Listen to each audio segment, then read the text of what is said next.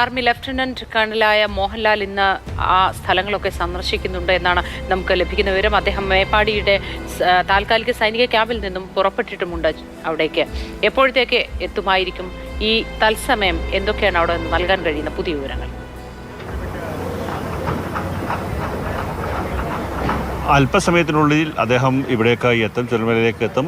ഇവിടെ അദ്ദേഹം വാഹനം നിർത്തുന്നില്ല. അതിനുശേഷം ക്യാമ്പുകളിലേക്കാണ് അദ്ദേഹം സന്ദർശനം നടത്തുന്നത്. അതിനുവേണ്ടിയുള്ള ക്രമീകരണങ്ങളെല്ലാം തന്നെ ഏർപ്പെടുത്തിയിട്ടുണ്ട്. ഇപ്പോൾ ചുരൽമലയിൽ വലിയ രീതിയിലുള്ള ഒരു തിരച്ചിൽ നടത്തിക്കൊണ്ടിരിക്കുകയാണ്. കാര്യം 5-ാം ദിവസമാണ്. ആ ദിവസത്തിനുള്ളിൽ ഇനി ആരെങ്കിലും ഈ മണ്ണിനടിയിൽ കുടുങ്ങിക്കിടക്കുന്നുണ്ടോ, അല്ലെങ്കിൽ ജീവൻ്റെ ഒരു തുടുപ്പെങ്കിലും ഉണ്ടോ എന്ന് കണ്ടെത്താൻ വേണ്ടിയുള്ള തിരച്ചിലാണ്.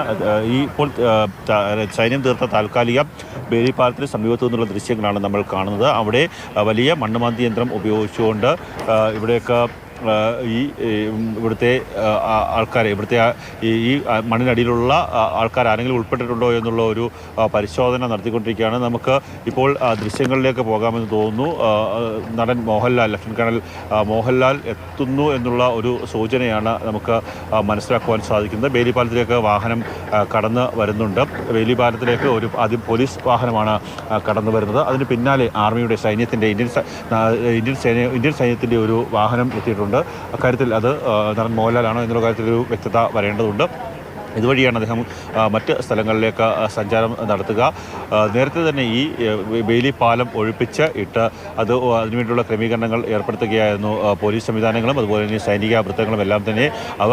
എല്ലാം തന്നെ നേരത്തെ മുതൽ തന്നെ ആ ക്രമീകരണങ്ങളെല്ലാം ഏർപ്പെടുത്തിയിരിക്കുന്നു. അല്പസമയത്തിനുള്ളിൽ തന്നെ അദ്ദേഹം ഇവിടേക്ക് എത്തുമെന്നാണ് നമുക്ക് അറിയുവാൻ സാധിക്കുന്നത്. ഞാനിപ്പോൾ നിൽക്കുന്ന ബെയിലി പാലത്തിൻ്റെ മറുകരയിലാണ്. അതുകൊണ്ട് തന്നെയാണ് അത് മോഹൻലാൽ എത്തിയ വാഹനമാണോ എന്നുള്ള കാര്യത്തിലൊരു സ്ഥിരീകരണം നൽകാൻ സാധിക്കാത്തത്. അല്പസമയത്തിനുള്ളിൽ തന്നെ അത് വ്യക്തത വരുത്താൻ സാധിക്കും.